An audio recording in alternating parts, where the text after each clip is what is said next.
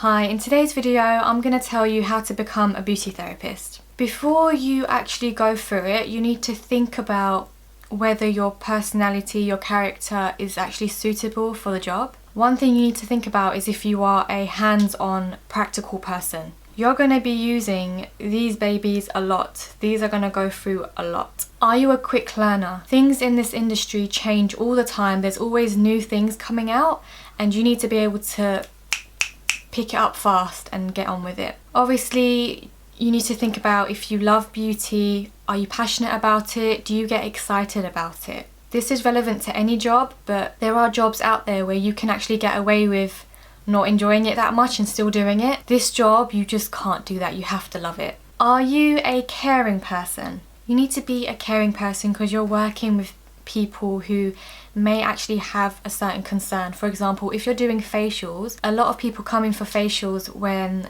they have a specific skin concern. That could be acne, pigmentation. You need to put yourself into that person's shoes because that skin concern, I don't want to call it a skin condition because that just makes it sound like it's a bacterial infection. That specific skin concern could be affecting that person's self-esteem and their confidence. You need to care about the person. You need to think about everything that you can offer and everything that you can do to solve that problem. This is an awkward thing to talk about, but you need to think about if you're someone who gets put off easily. I have met people who are put off by things like feet or intimate waxing. In some cases you can get away with not doing certain treatments that you're not comfortable with, but you need to think about what route you want to take in the beauty industry, and you need to think about how if you don't do all of the treatments, it's going to be harder for you to find a job. Now, I don't get put off easily. Obviously I have a certain limit. I mean, it's just a body. As a beauty therapist, you're working with people's bodies, so it's just a body, it's natural. However, even me, I have even been put off by certain things that I've seen or smelt. I'm trying so hard to be careful with what words I'm using, but any way you say it, it just is gonna come out wrong. Obviously most clients are clean, they're fresh, but I'm just warning you from now, before you get into the industry, you are going to get the odd client here and there who is not as clean as one would have hoped. Right, let's move on. Another thing you need to think about before you get into the industry is your health.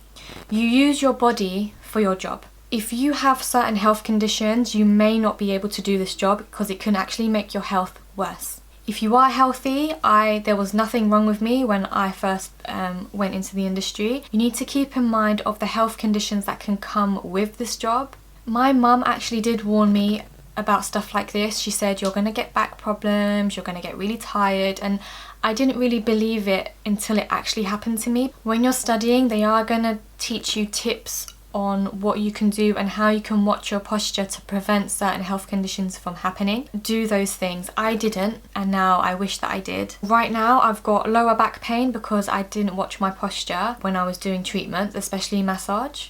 When I was doing massage, I used my hands and my thumbs a lot, and I just wasn't using my body properly, so I've got injured wrists. Both my wrists are injured at the moment. Another thing I didn't do, which I wish I did, is wear masks when you're doing nail, like manicures, pedicures.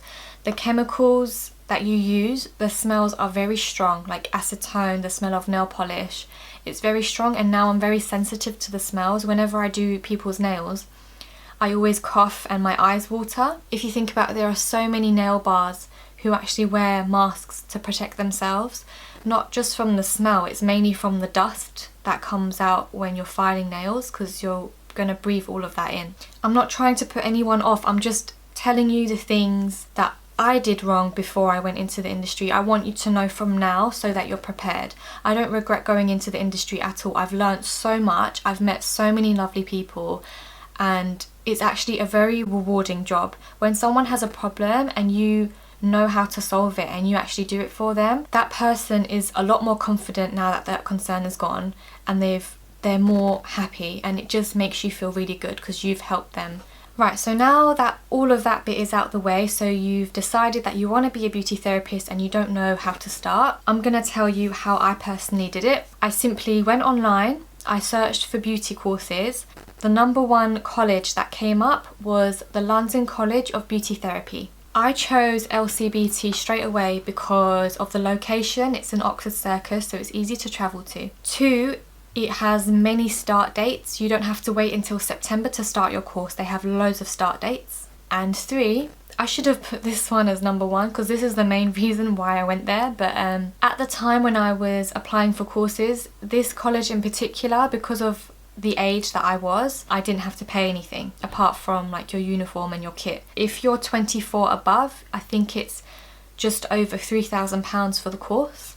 So I applied for the level 2 beauty therapy with makeup. This is a 8-month course and you go in 2 days a week. The treatments in the level 2 beauty therapy are facials, manicures, pedicures, waxing, eyelash and eyebrow treatments, that's like tinting and stuff, and then makeup as well. So those are the treatments in the level 2.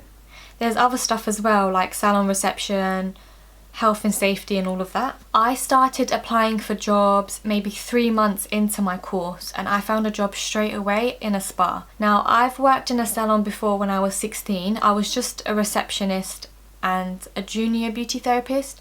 I was a junior because I did 1-day courses back then, but I watched the beauty therapist there over and over again. I did a lot of shadowing, so I did do treatments here and there. So that is part of the reason why I got a job straight away, but that's not the only reason. If you're studying, there are a lot of places who hire you when you're new because they want to train you the way they want things to be done. You wouldn't have any sort of habits that they may not like, so a lot of places will hire you even when you're new and you're still studying. I would definitely recommend working and studying at the same time because what you learn at college is very basic, and when you actually go into the industry it's so much faster. It's actually really different. Studying will be a lot easier for you, especially your practical exams. They'll be a lot easier for you. After I finished my level 2, I went straight on to my level 3. This is also an 8-month course and it's 2 days a week. You can do fast track if you want. That one is 4 months, I think, and it's 3 days a week.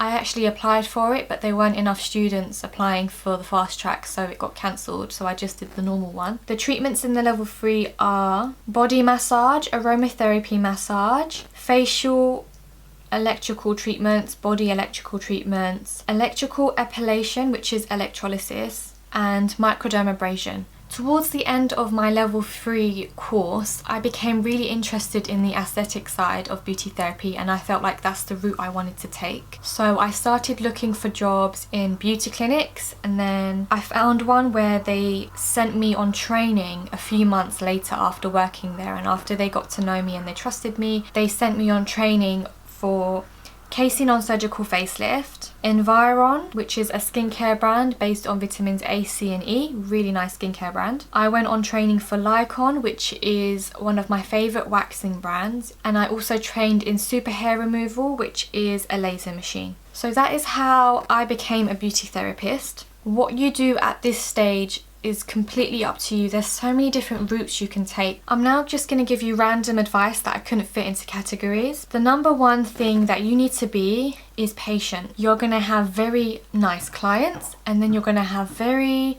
very, very difficult clients. You just need to remember that you can't please everyone. Even though everyone is trained the same way, everyone comes up with their own techniques. Some people are going to love you and some people are going to hate you. I'm going to give you a very funny example. I had a lady for a lip wax one morning and she absolutely loved the way I did her lip wax. She was like, you paid so much attention to detail and it was so good. And she wasn't even from here, she was from Australia, and she actually wanted to take me home with her to Australia because that's how much she loved my lip wax. A few hours later, I had to do another lip wax on another girl, and she absolutely hated the way I did her lip wax. She actually thought I was newly trained or something when I've been doing lip waxes for years, and she was scared that I was gonna like ruin her face, and she was sweating and the wax wasn't sticking on the hairs properly, and Anyway, at the end of the wax, she was like, that was the worst lip wax I've ever had. I apologise and I dealt with the complaint, but you just need to remember that not everyone's gonna like you. While we're on this topic, you need to know how to deal with complaints. The number one thing I would say is if you get a complaint, do not forget to apologise. One time I had to deal with a complaint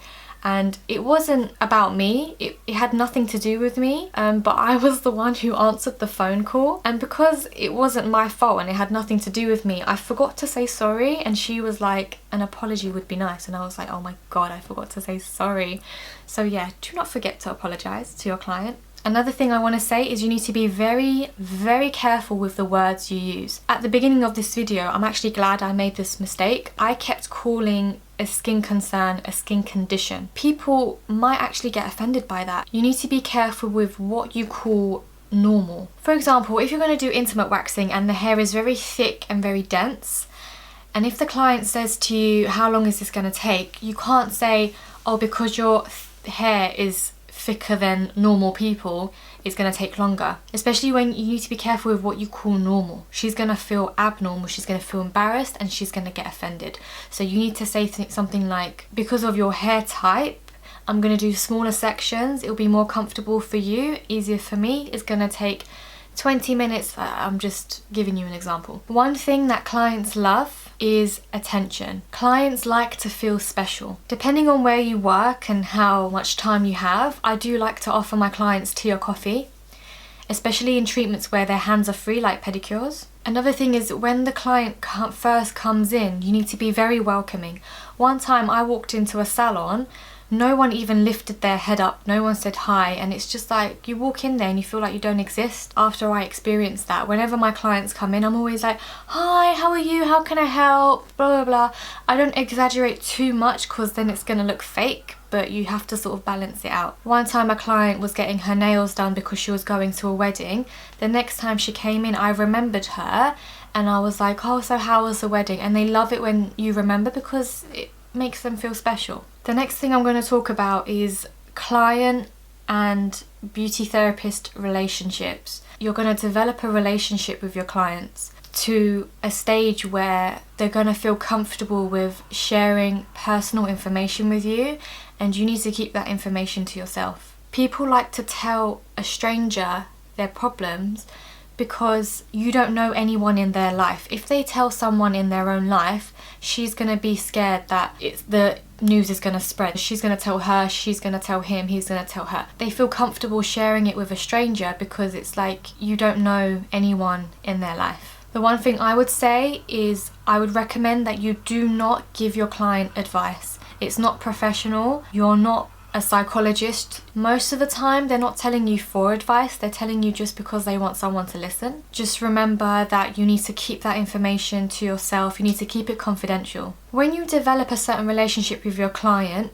you need to remember that you need to stay professional at all times. You cannot trust anyone. Just because you have a good relationship with your client, you're not friends. She's still a customer and you're still her beauty therapist, so you cannot go over any boundaries. I left like the most awkward topic till last. I shouldn't have done this, but we're here now, let's roll with it. Treatments on male clients. I don't want to scare any of you, it doesn't happen all the time, but unfortunately I have experienced a few incidents where a male client believes that the salon offers services that we do not. Obviously not all men have that sort of intention. I'm just talking about the ones that do have that intention and that don't even ask you first. One time I answered the phone at work and it was a man and he was like, how much are your massages? And then I told him the price. Oh, and do you do extras? No, we're not that sort of place. Oh, okay. Anyway, thank you for your time, bye bye now. It was just so casual, but at least he asked first instead of coming in, getting the massage done and then expecting something at the end. I'm gonna tell you certain things that you can do to avoid stuff like that from happening from the beginning if they don't ask you. From the beginning, you need to be very, very clear about what the treatment includes. Be very clear. This treatment includes this, this, and this. Nothing else. You need to know what you're allowed to do and what you're not allowed to do. For example, when you're doing a massage on a male client, you do not massage the stomach. I personally don't even massage women's stomach because it doesn't even feel nice. I've only had one client request the stomach to be massaged. Everyone else, they don't even like it. But with male clients, you're not allowed, even if they ask you. When you're doing a male client's legs, the thighs, you go up to half of the thigh. You can't go any higher. If a client asks for you to do areas that you're not allowed to do, you need to say no from the beginning, because some clients like to, if they have that intention, they like to lead you into it. So for example, if you're doing the thighs, they might say, can you go a bit higher because I have a lot of tension in the upper thighs. Some men, they genuinely do have a lot of tension, especially if they play football, they're into their fitness, they can have a lot of tension in the thighs. But you don't know if they have that intention or not. If they do have that intention and you do say okay and you do it for them, they might say, because you've said yes to one thing, they might say, okay, can you also do this bit and can you also do this? And they sort of lead you into it. You need to say no from the beginning, knowing what you're not allowed to do and what you're allowed to do, so that they don't lead you into a situation where you need to tell them to leave. If you are suspicious about a client from the beginning and you think this guy is a bit dodgy, tell one of your colleagues to keep an eye on you. Once you're in the room, if the client is doing something that's making you feel uncomfortable or you can see that they've got that sort of intention, don't be scared. Be very firm. Just tell them to get dressed and to leave. Right, so that is all of my advice on how to become a therapist, and I threw some tips in there just so you are completely prepared from the beginning. Before I leave, I actually just did a makeup tutorial on this makeup look. It's a gold purple cut crease makeup tutorial. I'm not a professional makeup artist, but if you want to see how I achieved it, you can pop over to my channel and have a look. Thank you so much for watching, and I'll see you in my next video.